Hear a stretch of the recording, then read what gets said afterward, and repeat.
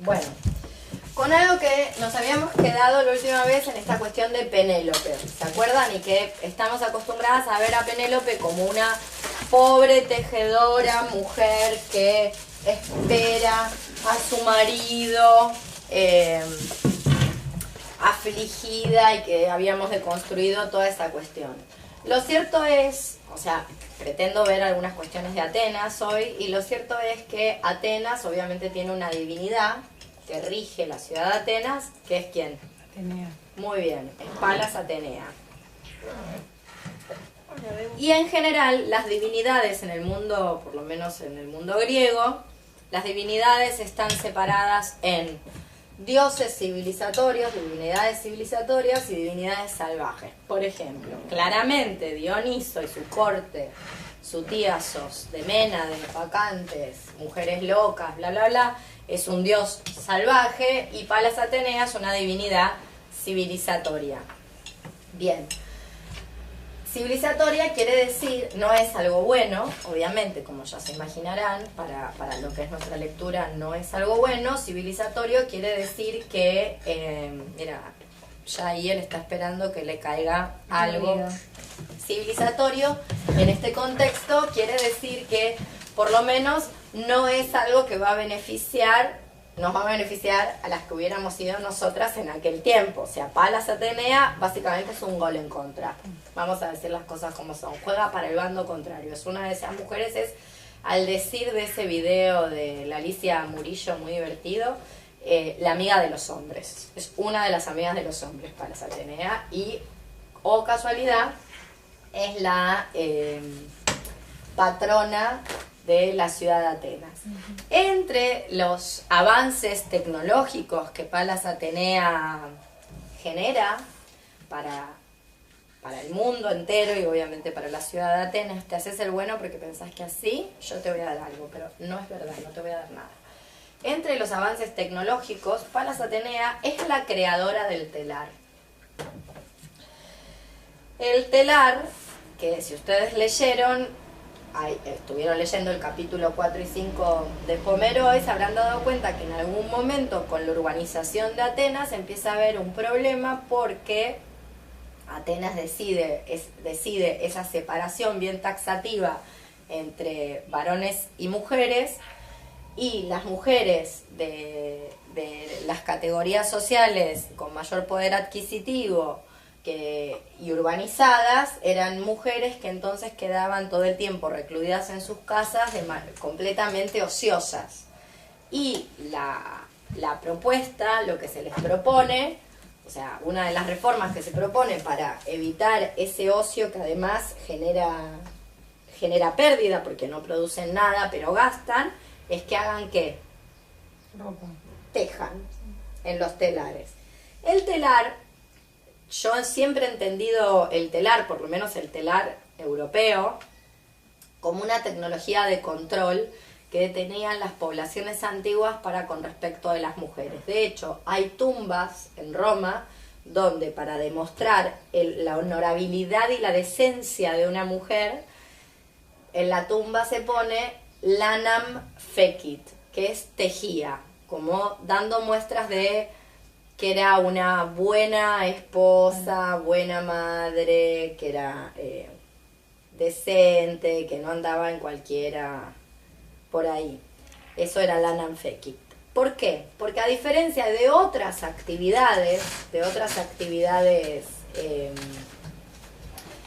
típicamente asignadas a las mujeres, el tejido, sobre todo el tejido, cualquier tipo de tejido, con aguja o con telar, tiene unas características que te mantiene no solamente las manos ocupadas, sino también la cabeza.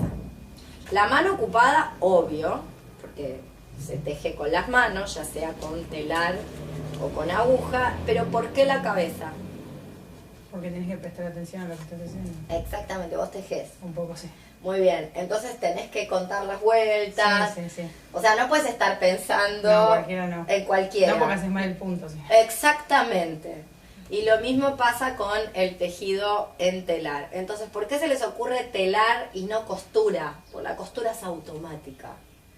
en el sentido de que vos tenés el molde y cosés, el punto es siempre el mismo punto, obvio hay diferentes puntos, pero vos ya dijiste, bueno, hago este punto y tengo que coser este molde y ya está. Y mientras eso pensás cómo hago el veneno, la poción de veneno para liquidar al sorete con el que vivo. En cambio, con el tejido no podés porque te sale cualquier cosa.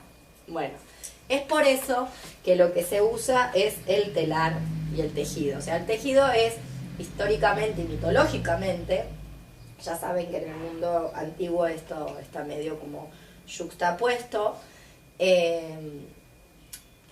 un dispositivo de control. Es un dispositivo de control que Penélope se agencia como estrategia para zafar de la situación de que quiere esperar a Odiseo para seguir gobernando en los mismos términos que gobernaba cuando estaba Odiseo.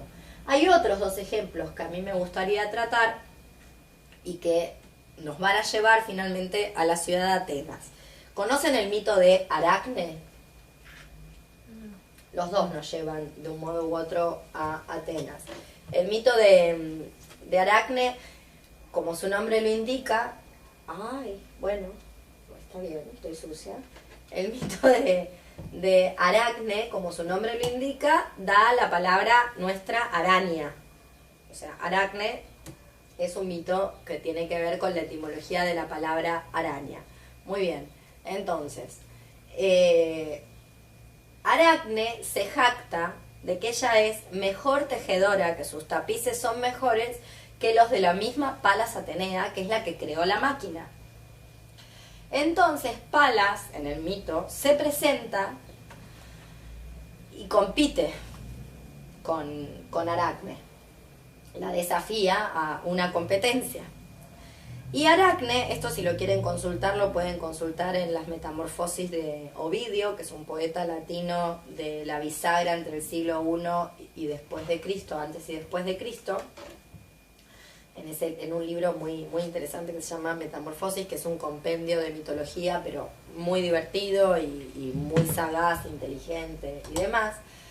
Aracne, bueno, se ponen a tejer. ¿Y qué teje Palas? Palas teje el esplendor del mundo del panteón olímpico, de las divinidades, o sea, las maravillas de las divinidades.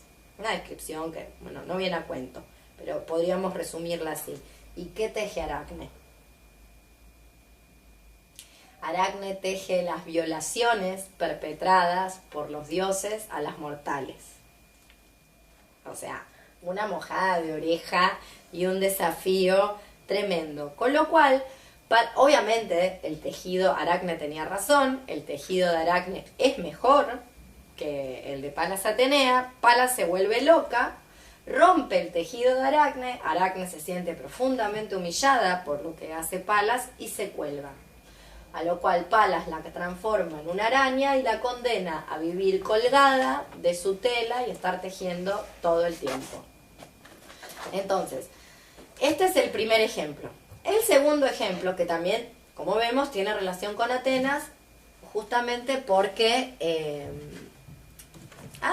casi más se me cae el gato. Justamente porque es una afrenta y un desafío a la diosa de la ciudad de Atenas. El segundo ejemplo es el de Procne y Filomela. ¿Saben lo que es un mitema? Para entender a Procne y Filomela hay que ir a la definición de mitema. ¿Y fonema?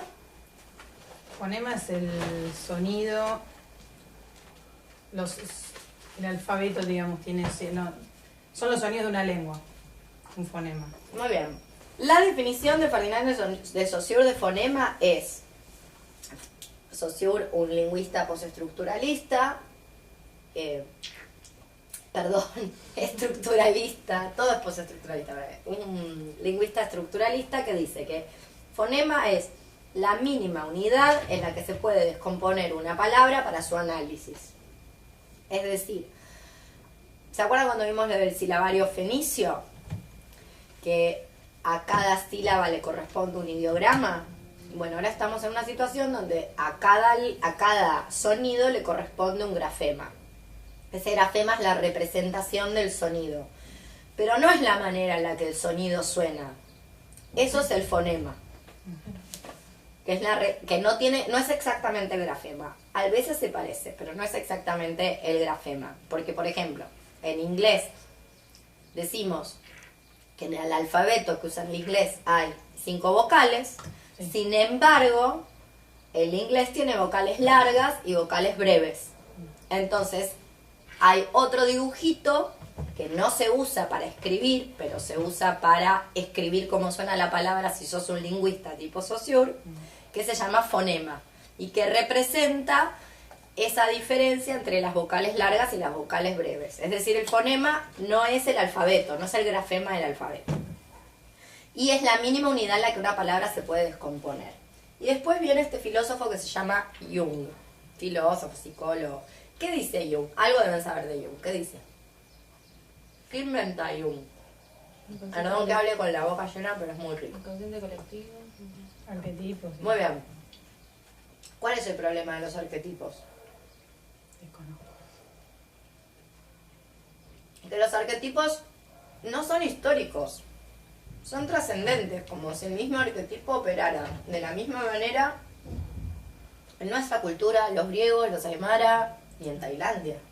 O sea, un delirio, como si no tuviera... ¿Por qué se le ocurre este delirio a Jung? ¿Porque es un delirante? No exactamente, porque los arquetipos se repiten.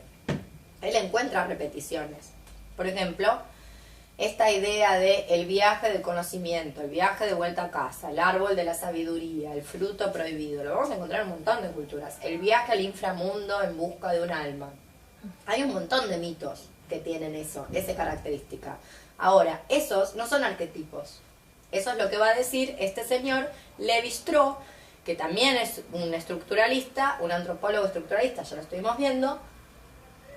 Y Lévi-Strauss, un poco para rebatir esa teoría de los arquetipos con los que se estudia la mitología, según Jung, crea la noción de mitema. Y dice, el mitema es la mínima unidad en la que se descompone un mito para su análisis. Entonces, vamos a encontrar los mismos mitemas en muchos mitos, ya sean mitos de la misma cultura o de diferentes culturas, pero con otros usos políticos. El mitema es el mismo, como el fonema es el mismo, pero no es la misma lengua, ¿se entiende? O sea, el español rioplatense comparte fonemas que podemos encontrar en el alemán, pero no es alemán. Bueno, eso es lo que está pensando Lévi-Strauss. Entonces, ahora sí podemos explicar el mito de Procne y Filomela, porque el mito de Procne y Filomela tiene un mitema que lo podemos encontrar hasta nuestros días y que además es el mitema de una de las obras representadas en Atenas, una de las obras trágicas representadas en Atenas, no más populares del momento que se representó en Atenas, sino más populares en nuestro momento. Ahora lo van a descubrir cuando cuente Procne y Filomela. La cuestión es así. El padre de Procne y Filomela casa a Procne con un señor que se llama Tereo, que no es un griego, es un bárbaro.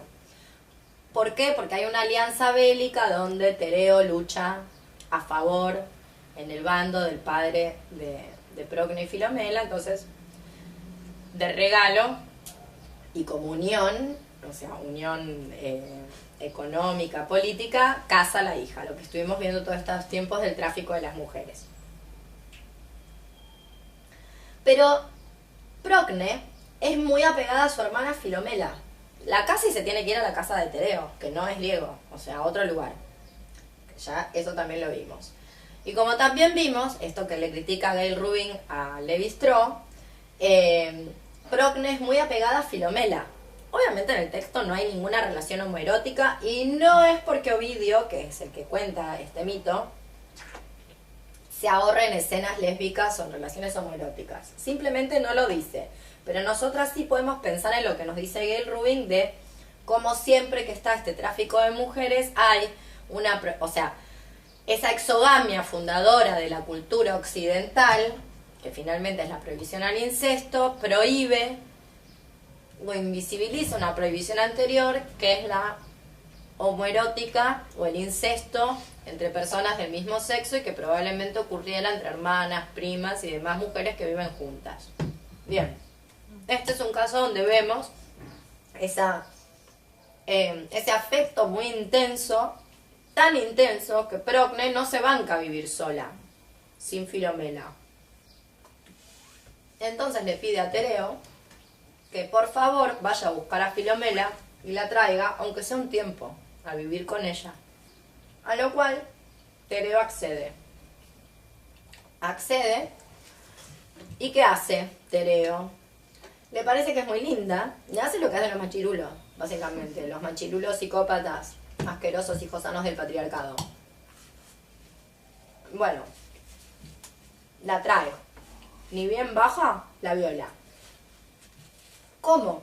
Filomela es griega y Tereo no, es decir, ella se siente superior en términos civilizatorios, lo enfrenta, cosa que ustedes ya saben porque han leído el texto de Pomeroy, no es lo usual que hagan las mujeres.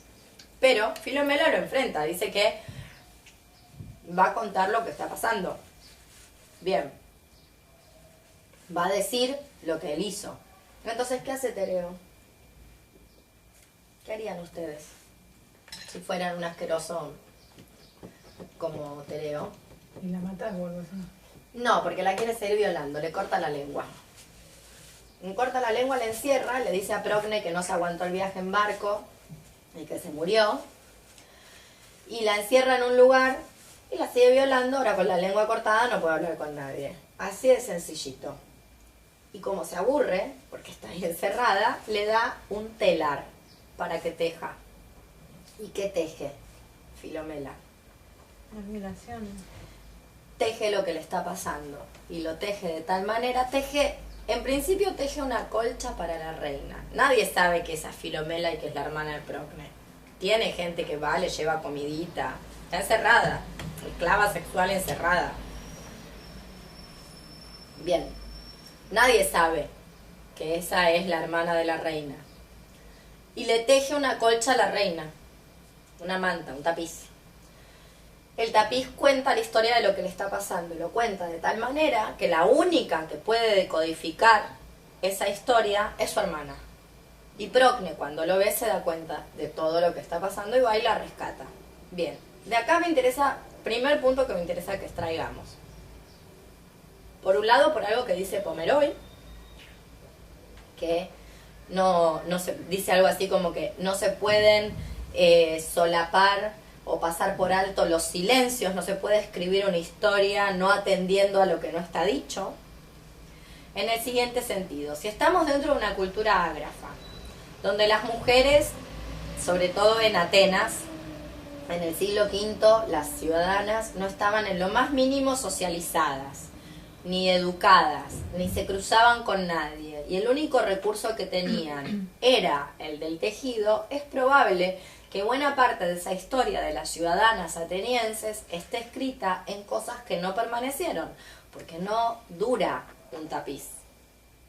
Por lo menos no dura lo mismo que dura un papiro bien conservado, y por otro lado hay cuestiones que tienen que ver con o lo que dura un escrito en una piedra, y también hay cuestiones que tienen que ver con que cómo copias un tapiz. O sea, yo me pongo a dictar como hacía la maestra y todas copian lo mismo y tenemos un texto. Finalmente podríamos dictar entera la Ilíada y tendríamos la Ilíada. En cambio, ¿cómo hacemos para hacer todas el mismo tapiz? ¿Se entiende? Es más complicado. Bueno, entonces, es de suponer que las mujeres usaron en el mundo antiguo otros tipos de escrituras, que son escrituras que por diferentes motivos, incluso motivos políticos, por ejemplo, no tener interés en conservarlo, no se han conservado, donde estaban relatadas sus historias, como muestra el caso de Aracne, como muestra el caso de Filomela. Este es el primer punto que a mí me parece que hay que atender y que es importante prestar atención. Igual lo que me interesa es trabajar con los mitemas, o sea, trabajar con este mitema de Procne y Filomela, con varias de las ideas de Procne y Filomela. Entonces, eso es lo primero. Procne descifra el tapiz y la rescata. ¿Y la rescata y qué hace? Planean una venganza. ¿Y cómo se venga? Esta es la mejor parte. Se la dedico a todos los machitrolls del universo. Dedicado a todos los que esperaban que Mailena apareciera muerta y o casualidad apareció viva. Dedicado a ellos. ¿Qué hace Procne y Filomela? Traman una venganza. ¿Se acuerdan lo que dice Pomeroy? Que los hijos son de quién. De los padres. No, del padre varón. Sí, el padre varón, no se preso el padre. Muy bien, entonces tienen un hijito, Procne, con Tereo, Itis. No solo lo mata, sino que además lo cocinan y se lo dan de comer a Tereo, que se lo come. Entonces, y ahí hay un mitema que encontramos, es impresionante lo que dice el texto de Ovidio, porque lo encontramos hasta la actualidad y es lo mismo que dijo Romina Tejerina en su juicio. ¿Se acuerdan de Romina Tejerina? Que intentó abortar, que fue violada por su vecino, esa chica jujeña de 19 años, que fue violada o seducida, me da igual, porque vecino, policía, mucho mayor que ella en situación de riesgo, muy maltratada por su familia, muy pobre, amenazada constantemente por su padre, bueno, todo un horror. Intenta abortar, no lo logra, intenta abortar otra vez, no lo logra, tiene una beba en el 8º mes y la mata. Y en el juicio dice que cuando nació lo que vio es la cara de su agresor sexual, que era el vecino. Eso dice Procne. Exactas palabras. Cuando Itis, ella está conmocionada, acaba de rescatar a su hermana que le falta la lengua, que el marido la viene violando, que pensó que estaba muerta, conmoción. Y aparece en la escena Itis, que tiene 2 años, y no lo ve a Itis, ve a Tereo. Lo que ve es a Tereo. Y ahí es donde se da cuenta que eso es lo que tienen que hacer. Quitarle a Tereo la descendencia. Bueno, lo matan, en fin, pasan cosas, no importa, después leen en Ovidio, recuérdenme que nos fijemos en qué metamorfosis número está. Y ese es mi tema, el asesinato de los hijos. ¿Dónde lo encontramos? Y ya en las diosas madres, no es que... En Medea. En las diosas madres también está, pero en Medea. En este momento en Medea. El motivo del asesinato de los hijos por parte de la madre en Medea no es anterior a la representación y a la escritura de Eurípides. Eurípides es un tragediógrafo. La tragedia es, para decirlo en términos de Althusser, un aparato ideológico del Estado. De hecho está, como ya lo vimos, fomentado por Aspasia de Mileto. Se produce la tragedia, la comedia, y es un día religioso, cívico, político, militar, dentro de fiestas, que son las fiestas en honor a Dioniso mayores y menores y las Leneas, un producto típicamente ateniense, motivado supuestamente por esta Etaira, concubina de Pericles. Y Eurípides es el gran perdedor de los concursos y le va muy mal.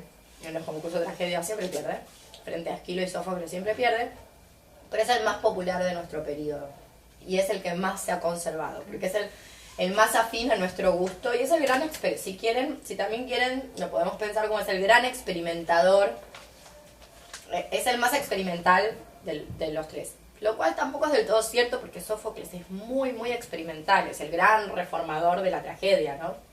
Y el gran tragediógrafo. Esquilo es el más clásico. Pero Eurípides siempre es el que trae los contenidos más, ¿cómo decirlo? Abruptos, truculentos, en fin. Cuestión es que el motivo o mi tema del asesinato de los hijos por parte de Medea, Eurípides lo introduce. No estaba antes. Recuerden que los mitos justamente tienen representaciones locales. Es decir, para hablar de mito tenemos que hablar del mito como lo cuenta Ovidio, el mito como lo cuenta Eurípides. No están flotando en la nada misma. Y tienen razones políticas o intereses políticos para esas modificaciones. Se supone que lo modificaron porque en versiones anteriores del mito, quienes mataban a los hijos de Medea eran los habitantes de Corinto. ¿Por qué? Porque Medea, que no es ninguna nena de pecho, y se viene cargando gente desde que sale de la Cólquida, el primero que se carga es a su hermano Absirto, o sea, no se come ninguna Medea, no es que es bonita, para nada, es una mujer empoderada que asesina, serial, maravillosa, encantadora. Pero lo cierto es que a sus hijos no los ha asesinado. ¿Por qué los mata a los habitantes de Corinto? En venganza por la ley del talión, de que ella mató a la princesa y al rey de Corinto, porque justamente Jasón se iba a casar con esa princesa, ¿verdad? Bien, eso Eurípides lo conserva, pero dicen las malas lenguas que le dan una plata a Eurípides para que le cambie el final, para no dejar tan mal parado a los habitantes de Corinto que se convertían en los asesinos de los hijos de Medea. Esa es una hipótesis. La otra hipótesis es que Eurípides por sí mismo lo modificó porque la realidad es que queda mejor, ¿cómo decirlo? Queda más truculento, más efecto especial si es Medea. Y hay muchos otros sentidos que ahora no vamos a indagar, pero que a mí me interesa empezar también por este ejemplo de tejedoras. De hecho, hay un manto a Glauce, la princesa de Corinto. Medea la mata con un manto envenenado que le regala, un manto nupcial. Bueno, y ese motivo es ingresado a la tragedia por Eurípides, y modificando lo que podrían ser versiones anteriores del mito, probablemente en una contaminación con lo que es el mitema, que vuelve a aparecer en Ovidio muchos años después, pero que es el mitema de Procne y Filomela. Es decir, ¿de dónde lo saca Eurípides esta idea de la madre asesina de sus hijos? La saca de acá. Bien. ¿Y cuál es la relación con lo que teníamos que ver para hoy de Atenas y demás?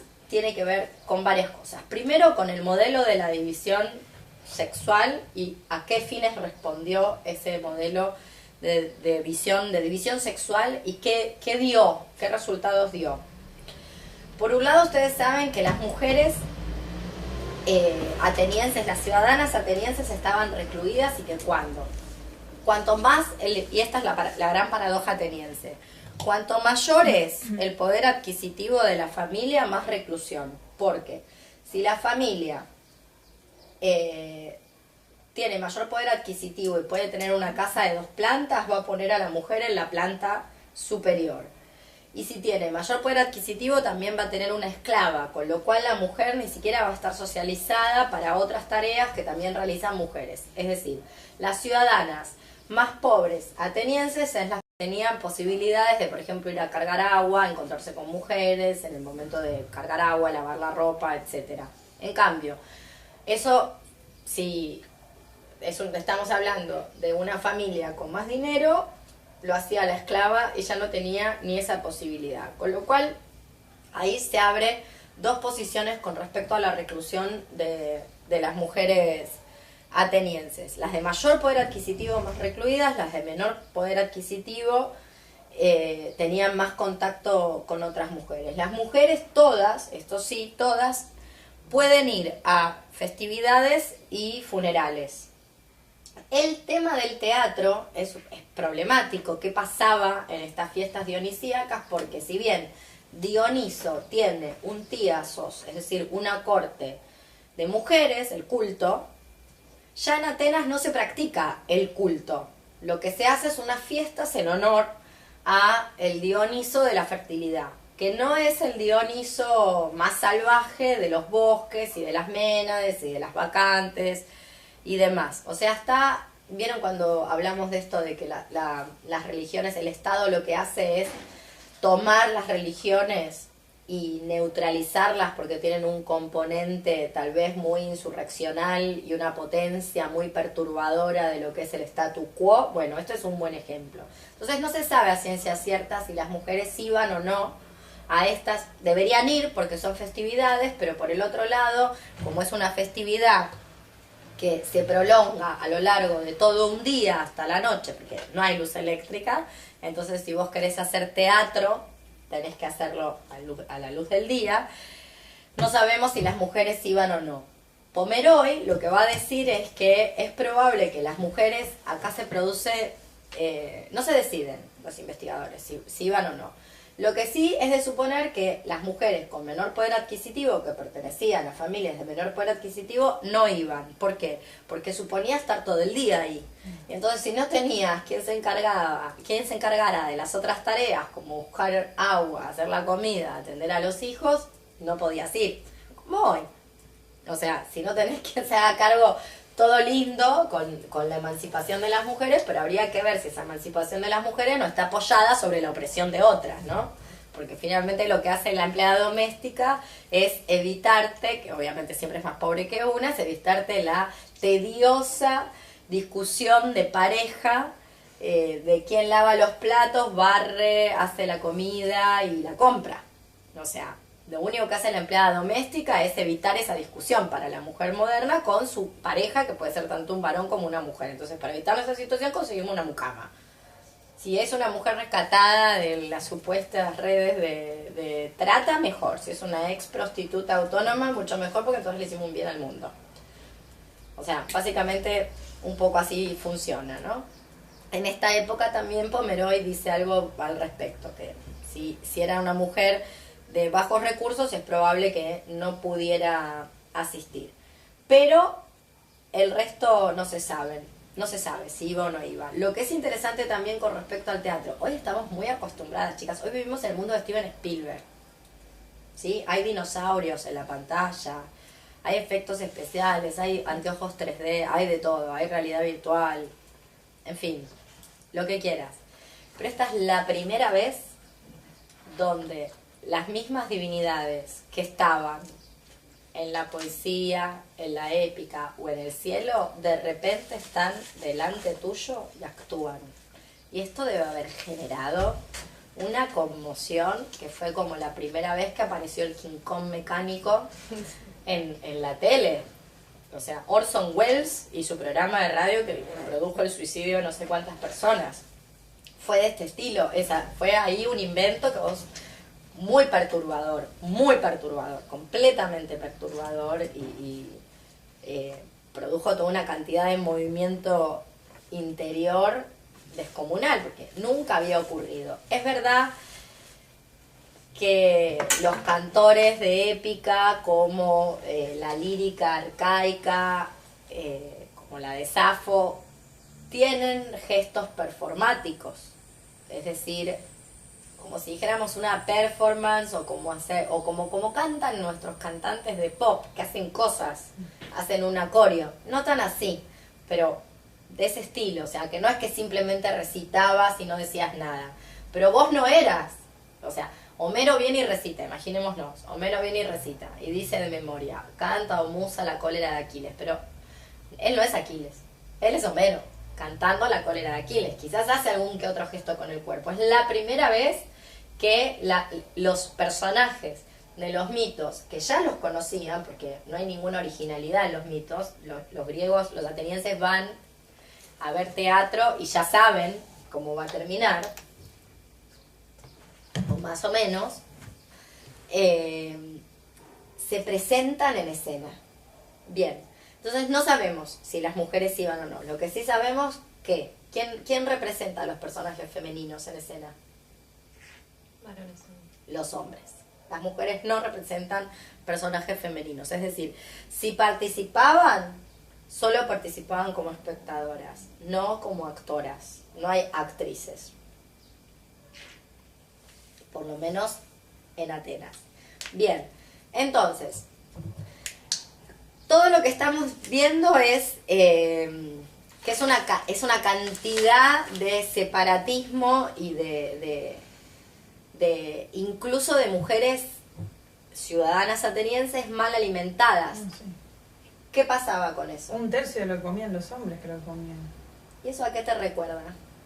Y acá hay que hacer dieta y todas esas cosas. A la actualidad, ¿verdad? Sí. Resuena mucho, la verdad que hay muchas cosas que resuenan mucho.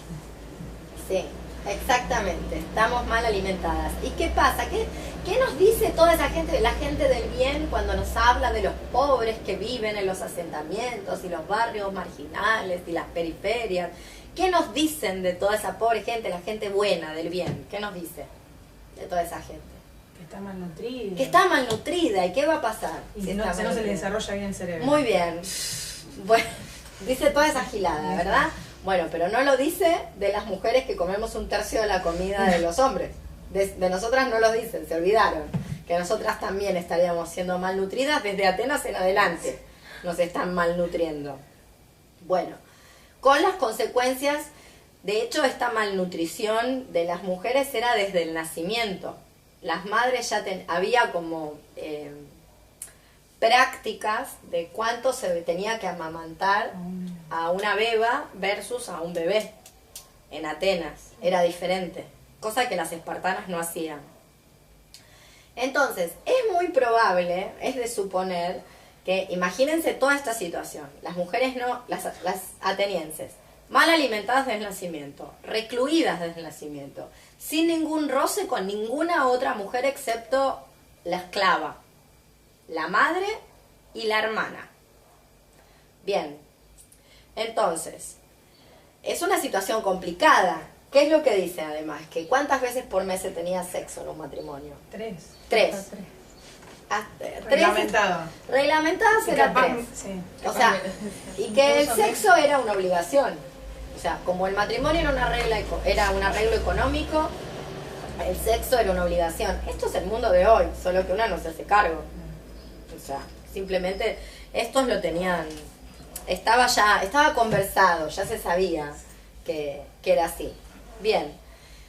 ¿Y el sexo para qué era? Como tecnología Para de obligación. procrear. Para procrear, para producir ciudadanos. Muy bien. Entonces, si vos querías sexo recreativo, ¿qué tenías que hacer? Las mujeres se masturbaban y los hombres se agachaban a la esclava ¿Y si no había esclava? o a otro chabón. Ah, ahí está el problema. No es tan así.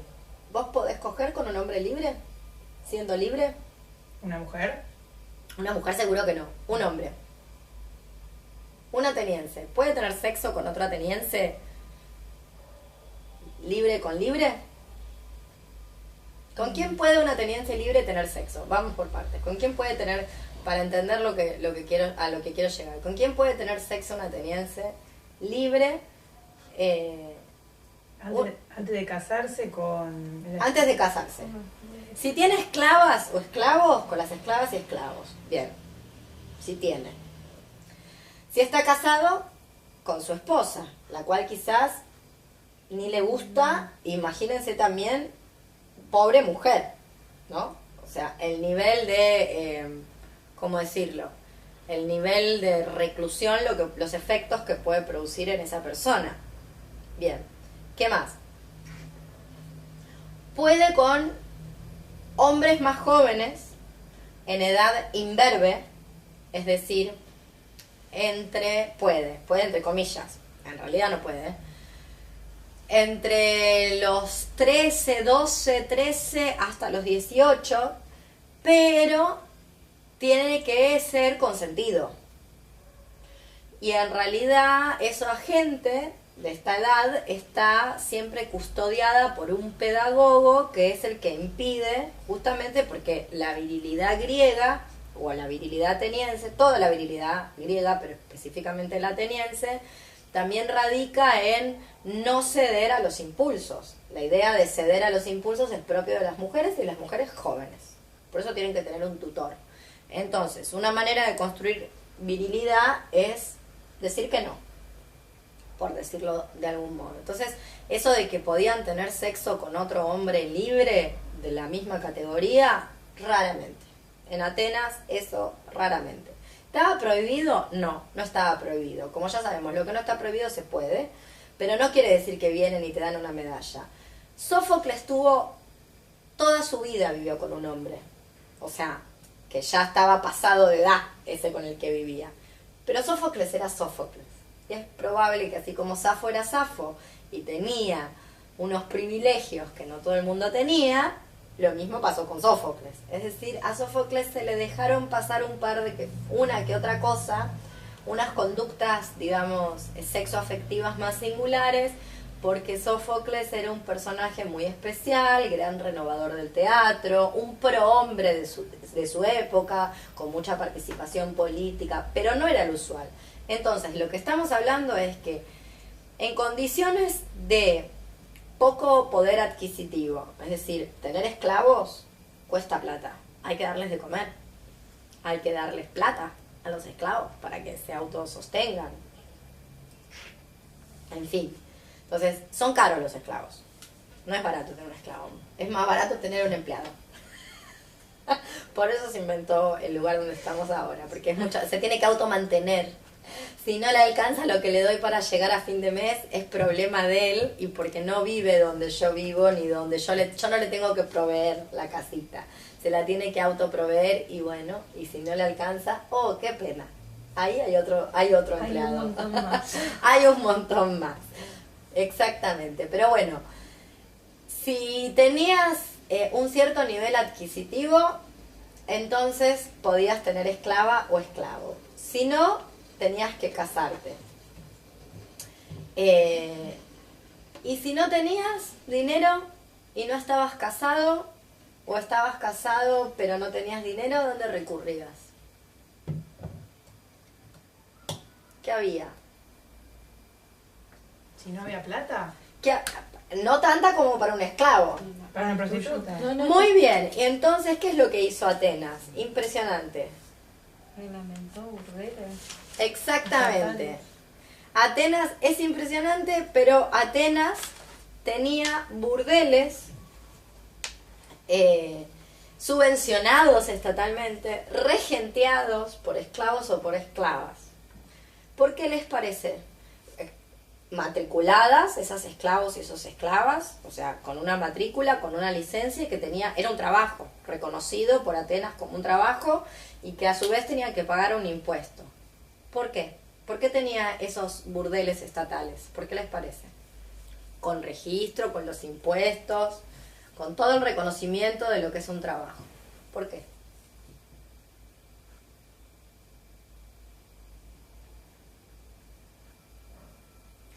Lo que les parezca, no importa. ¿Por qué piensan?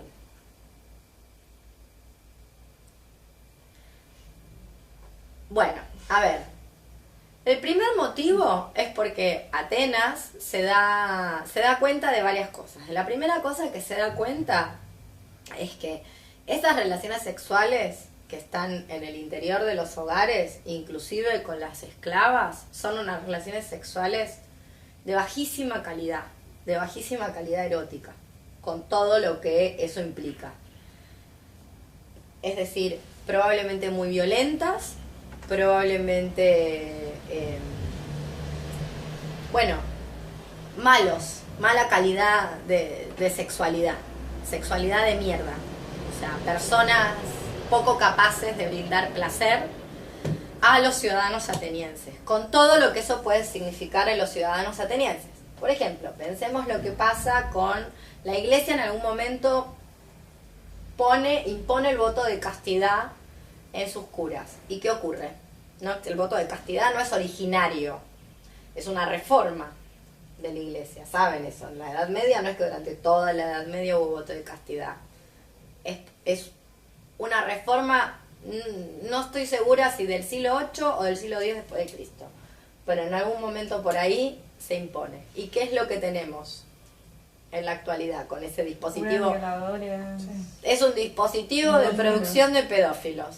O sea, donde levantás una baldosa te sale una denuncia de algo por el estilo. Muy bien, entonces es como si los atenienses se hubieran dado cuenta que esta separación sexual les va a generar toda serie de conflictos en sus ciudadanos, sus ciudadanos varones, que van a quedar, ¿cómo decirlo?, en un aspecto de lo que tiene que ver con, ¿cómo decirlo?, en lo que tiene que ver con el incremento de las potencias, que es todo este aspecto sensorial de la sexualidad, van a quedar por abajo de lo que es su nivel intelectual, con todo lo que eso puede acarrear. Es decir, genera una situación, o sea, genera una institución con un trabajo, con una licencia, con una matrícula, para gente formada en el arte de dar placer. Placer que puede ser un montón de cosas, no solamente placer sexual. O sea, eso es lo que estaba en esos burdeles estatales. Yo no sé si estoy muy de acuerdo con esta hipótesis, pero la he leído por ahí. Es una de las tantas hipótesis de producto de la cruza de estadísticas que andan circulando. No sabemos si es cierto o no, no sabría decirlo, no sé si estoy de acuerdo, pero es una de las hipótesis, por eso la traigo, que en los lugares donde el trabajo sexual es menos penalizado o está completamente descriminalizado, hay menos índice de violación. Por supuesto es una tesis medio horrenda, porque suponer que entonces la sexualidad de los varones es naturalmente más agresiva que la de las mujeres. Pero sí podemos pensar en los dispositivos de control, es decir, y de eso sí tenemos datos. Por ejemplo, y esto está en Federici, no lo tienen ni por qué saber porque no teníamos que leer Federici para este grupo, pero en algún momento, en la Edad Media, en la Baja Edad Media, la Iglesia se pone muy controladora de la sexualidad de la gente.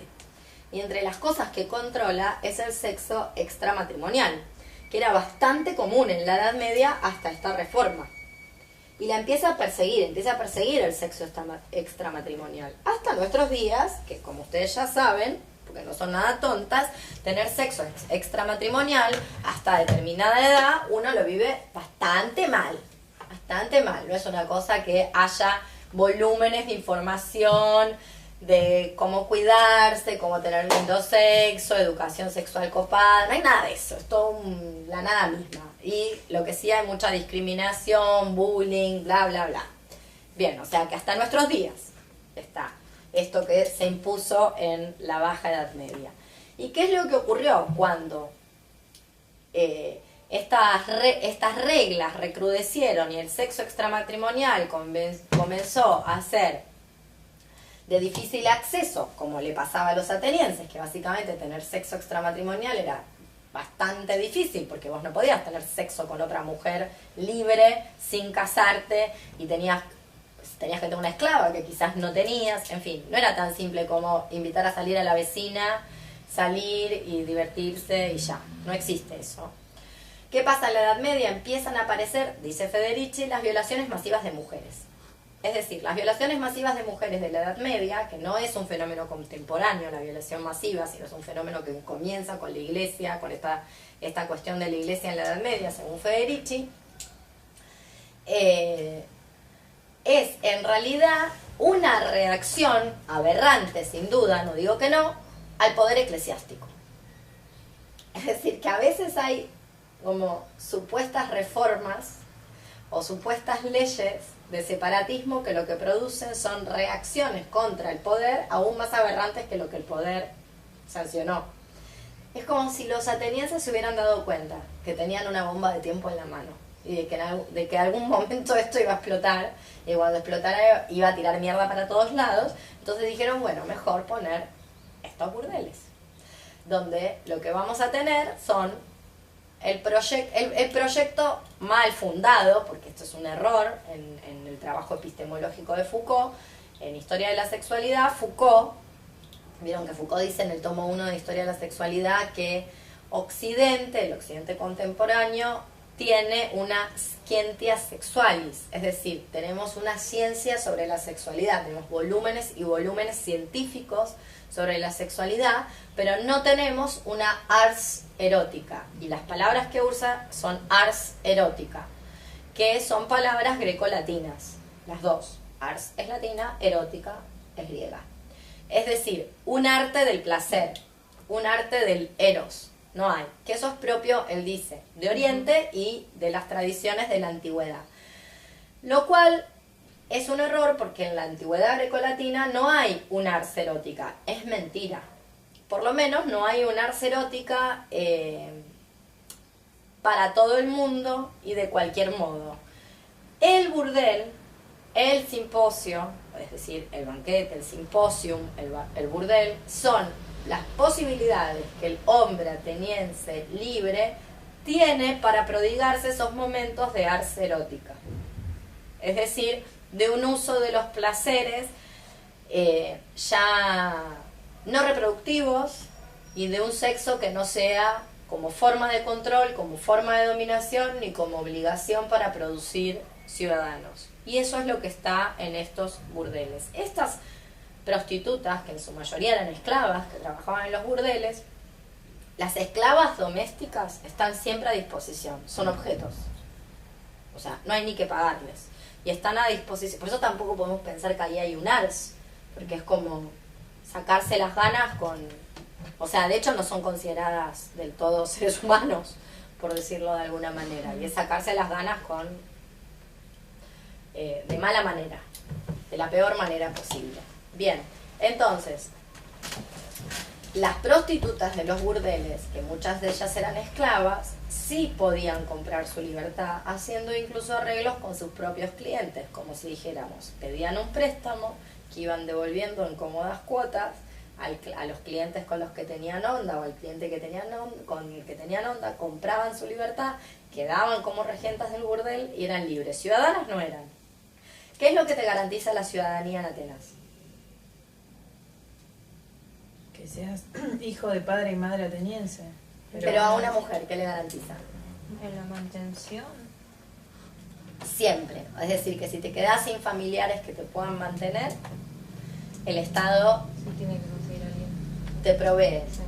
a vos y a tus hijos. Siempre de mano de un varón salía. Exactamente, exactamente. Es decir, estas prostitutas, y esta es la gran paradoja ateniense.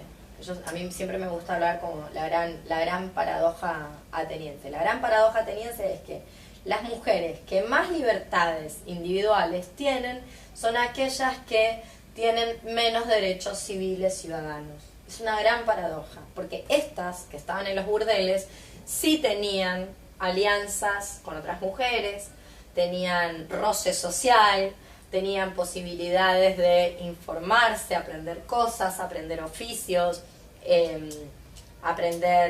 informarse, alfabetizarse, tenían dinero, manejaban su propia economía, algunas manejaban grandes volúmenes de dinero para nuevamente poner o un burdel o tener su propia casa, mantener a sus propios hijos, cosa que las otras no. Entonces, Pomeroy comete una serie de... A mí lo que más me interesa siempre, como ustedes ya saben, y no me canso de repetirlo, no es tanto que sepan hechos históricos, que eso siempre lo vamos a encontrar en los libros, como que aprendan a leer. Eso es lo más importante y es lo que no nos ha enseñado nadie. Por ejemplo, ¿dónde dejé a Pomeroy? Acá, miren a Pomeroy, las cosas que hace Pomeroy. Porque Pomeroy es la primera y tal vez una de las pocas que tenemos sobre revisionismo en la edad clásica, en la antigüedad clásica, pero no deja de ser una señora moral de su época, una feminista moralista y demás. Miren lo que dice. En una parte también decía eso de que comparaba a las esposas y a las prostitutas con que las prostitutas al final se podían volver esposas y había prostitutas que elegían eso y no al revés. Ahí vamos a ir. Y te dice mujeres decentes, por ejemplo, en vez de hablar de ciudadanas. Sí, sí. Bueno, pero mira lo que dice acá. Esa es la primera empieza así. ¿Qué Página 73. Dice, en el siglo VI a.C., el legislador ateniense Solón institucionalizó la distinción entre mujeres decentes y rameras.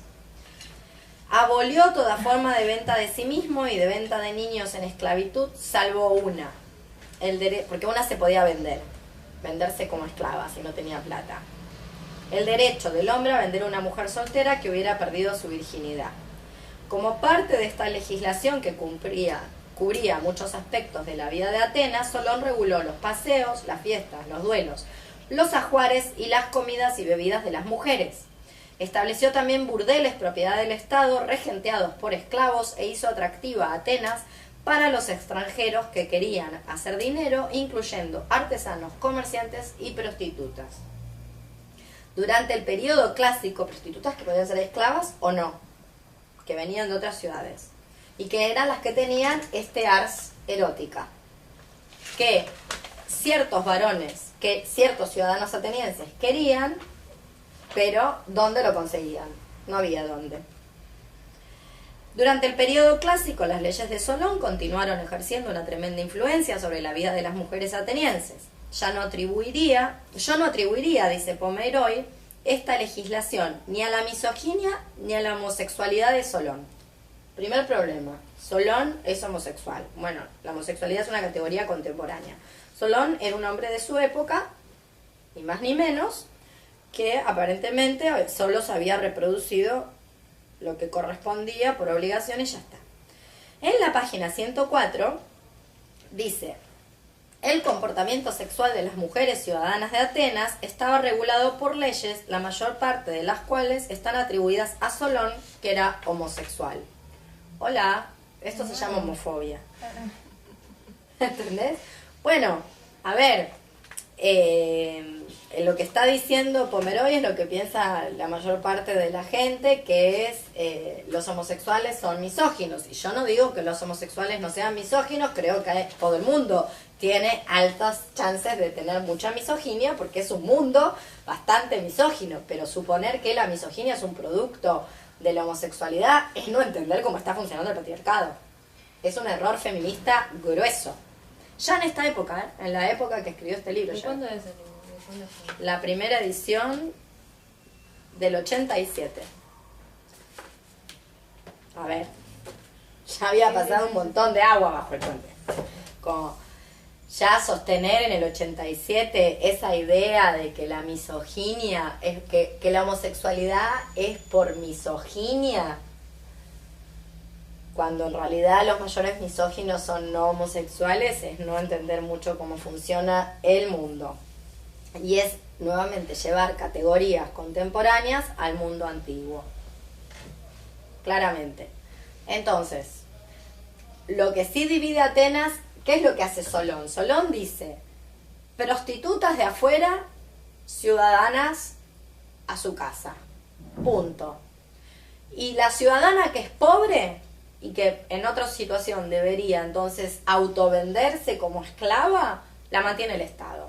¿Para qué? Para garantizar, es un principio de eugenesia, garantizar la pureza ateniense.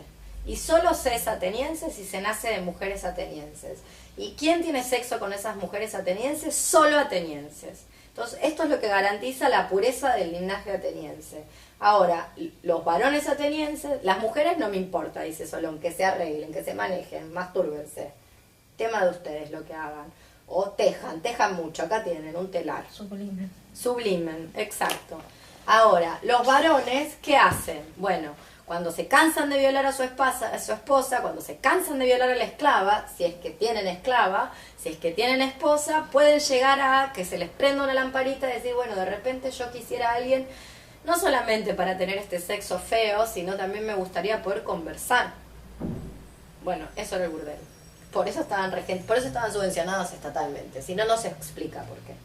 ¿Por qué tenían interés en que hubiera burdeles aceptados estatalmente? Como vemos, estamos en algunas cuestiones, para lo que nos sirve, lo que intento decir es, para lo que nos sirve somos descendientes occidentes, descendientes directo de la tradición democrática ateniense, para lo que conviene.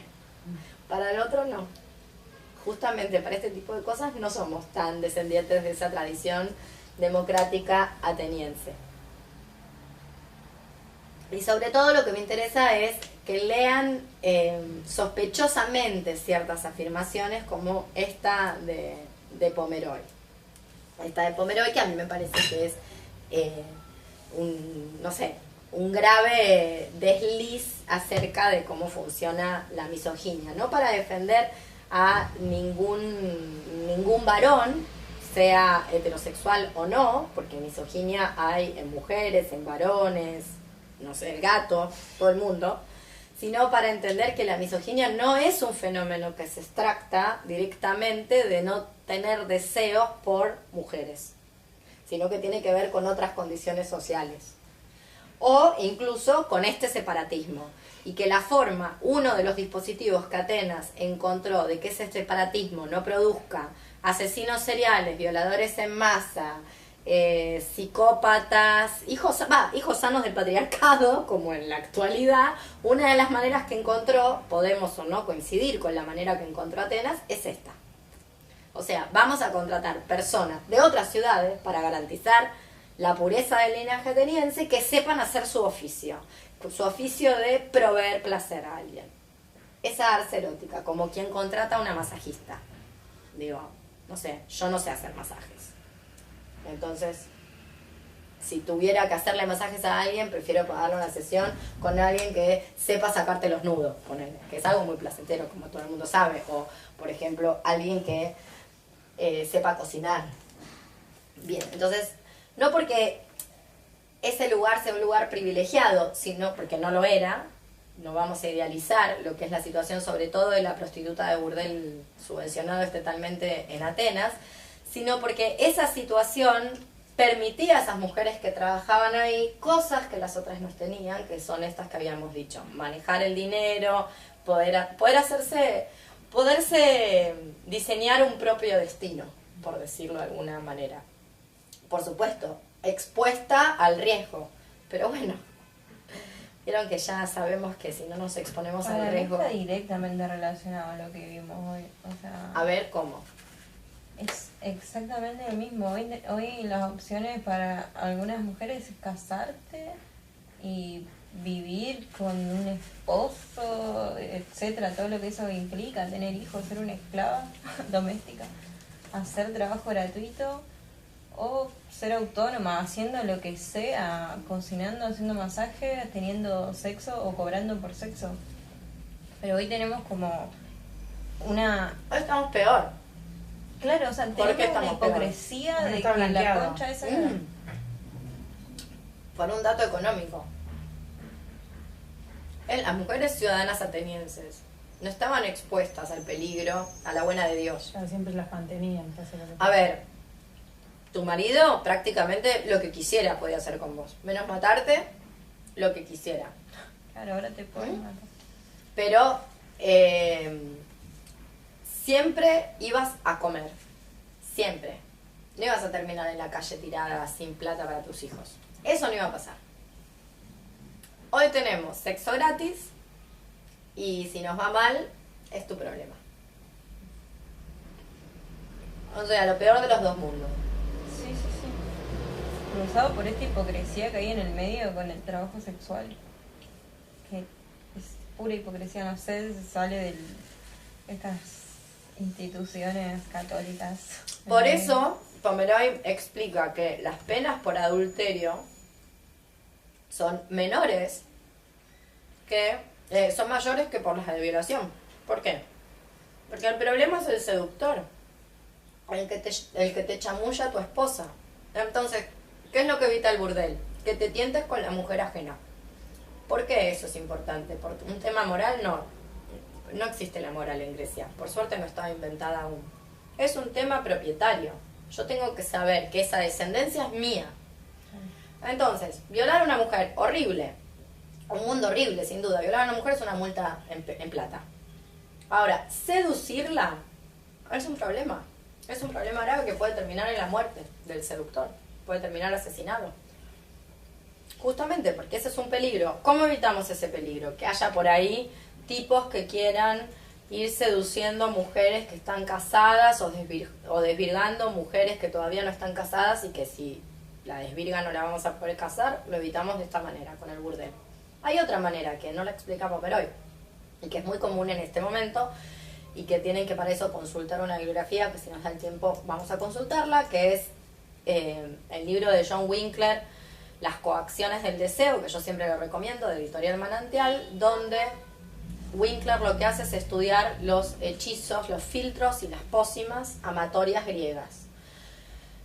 Y la hipótesis de Winkler es que una buena parte de esos hechizos se usaban como coartada para evitarse los juicios en los divorcios donde casaban a una chica y no era virgen. Entonces el padre decía, no, pero en realidad estaba hechizada, acá está el hechizo, el filtro, ¿se entiende? O sea, casi como una coartada que habla de una cuota de libertad sexual que en general no se analiza cuando se piensa en este mundo. Entonces, por eso existe esa división en el castigo entre un seductor y un violador, porque no es lo mismo. Y para eso está el burdel, para evitarse justamente esta posibilidad. Volviendo al tema que vos traías, es Pomeroy, es como su estructura de pensamiento, su manera de pensar, la que enfrenta a las prostitutas a lo que ella llama las mujeres respetables, que en realidad son las ciudadanas. Porque si nos ponemos a pensar que ciertas prostitutas, sobre todo las de alta categoría, las hetairas, participaban de los banquetes, hay una obra de Platón que se llama El Simposio, que Aspasia tenía toda la influencia que tenía en política como para organizar el tema del teatro. Si a eso le sumamos, no sé, por ejemplo, que estaban escolarizadas, que los hombres las buscaban para pedir consejo, que las concubinas, por ejemplo el caso de Aspasia con Pericles, que las concubinas gozaba de casi todos los derechos, menos el de ser ciudadana, es decir, heredar la ciudadanía, pero heredaba los bienes de su marido y retenía su dote. O sea, tenía casi los mismos derechos que cualquier mujer ciudadana. Entonces, te convenía toda la vida ser de otra ciudad y venirte a Atenas a prostituir. Era conveniente, era como ir a la Meca a hacer plata. Y en una de esas te iba muy bien. Entonces, no es que no gozaban de respetabilidad. Lo mismo como con el homoerotismo. Atenas casi no tiene manifestaciones homoeróticas, excepto entre trabajadoras sexuales. Las trabajadoras sexuales estaban entrenadas para prestar ese servicio. Por ejemplo, ¿no? Entonces, lo que estoy intentando decir es que esa idea de la respetabilidad, que está basada en testimonios, porque no es que Pomeroy lo inventa, está basada en testimonios de Aspasia ha sido públicamente insultada. Pero eso no era sin intenciones. A lo que me refiero no es que todo el mundo insultaba a estas mujeres. Estas mujeres tenían un cierto poder. Las otras también, Yo estoy convencida de que las mujeres, estas mujeres de la misoginia separatista del gineceo también contaban. Nadie no cuenta con una cuota de poder. Simplemente que era otro tipo de poder. Por ejemplo, el poder de no reproducirse nunca mediante engaños y coartadas de todo tipo, incluso el aborto retrospectivo o infanticidio, para que tu marido se divorciara de vos y vos retenías tu dote, porque la dote la retienen siempre las esposas. Entonces, si te tocaba un marido de mierda, que era lo más probable, lo que vos podías hacer es fingir una cierta infertilidad, con lo cual tu marido eventualmente se iba a separar de vos, vos ibas a volver a tu hogar paterno, con tu plata, con tu dote, y tal vez emprender un nuevo matrimonio o no. Entonces eso es algo que las mujeres, las ciudadanas atenienses, podían hacer. Lo mismo que aprender a leer ciertos fenómenos. Por ejemplo, esta idea de que las casaban muy jóvenes. ¿Por qué las casan muy jóvenes? Las mujeres muy jóvenes también. ¿Quiénes? Las mujeres. Todo el mundo, Todos, en realidad. Las mujeres 10 o 5 años. Pero ¿por qué casas a los 15, 14, 15, dice Pomeroy, con un hombre de 30, 35? Una cuestión, al contrario, en realidad, de fertilidad y de que en ese momento podían sobrevivir al parto. Exactamente. Lo que pasó es que en un momento hubo menos mujeres que varones. Claro, también es. Entonces, si un hombre vive un promedio de 45 50 años y se casa a los 40 para el momento, o a los 35 para el momento de su muerte, esta mujer ya tuvo un hijo, pero ella sigue fértil. Entonces se puede volver a casar. Es decir, era una tecnología. Lo que estamos viendo es que la sexualidad matrimonial era una tecnología asociada a la producción de ciudadanos, lisa y llanamente. No es interna a una formación sin Estado o sin poder centralizado. Es decir, no hay manera de abolir el patriarcado sin abolir este tipo de cuestiones institucionales. O sea, que la mujer sea un objeto que estamos utilizando para cálculos demográficos, tiene que ver con una necesidad del Estado, no con hombres buenos y hombres malos.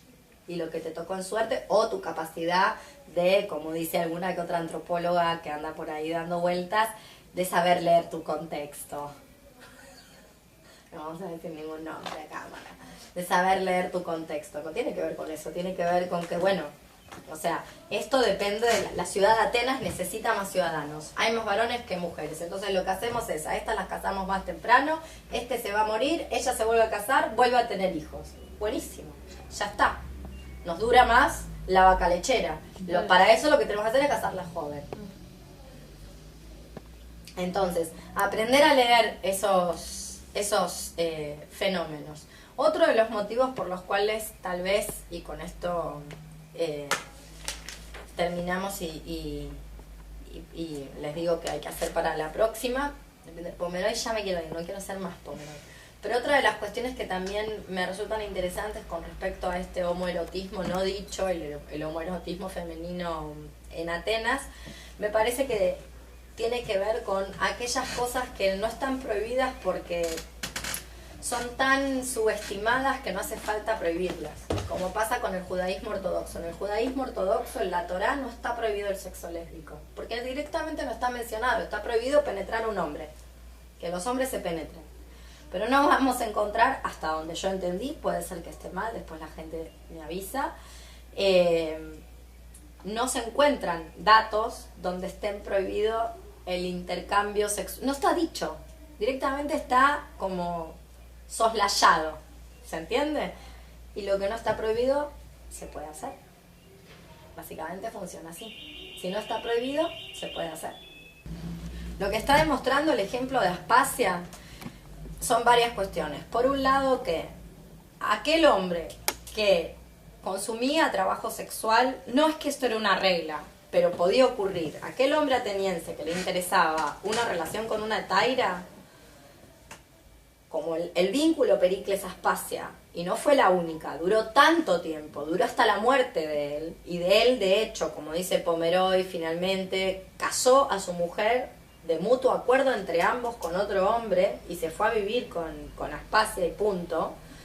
Lo que es de suponer es que lo que unía a Pericles y Aspasia no era la simple belleza física, porque ¿cuánto puede durar la belleza física? Y esto es algo que la gente no entiende hasta el día de hoy con el trabajo sexual, que simplemente piensa que persona que consume trabajo sexual simplemente está consumiendo belleza física juvenil producto del patriarcado. A veces quiere una compañía, quiere una persona con quien charlar, quiere una persona de un cierto roce social, una cierta, lo que fuera, unas ciertas prácticas que no cualquiera provee, no cualquiera sabe cómo hacer, justamente por esto que hablábamos de no tenemos la información a la mano y no sabemos hacerlo, etcétera, etcétera. Entonces lo que demuestra lo que te está diciendo ese texto choto de Catlich, de una manera, pensá que es un texto de divulgación científica, orientado para un público que sea apto a todo público, lo que hay que leerlo entre líneas.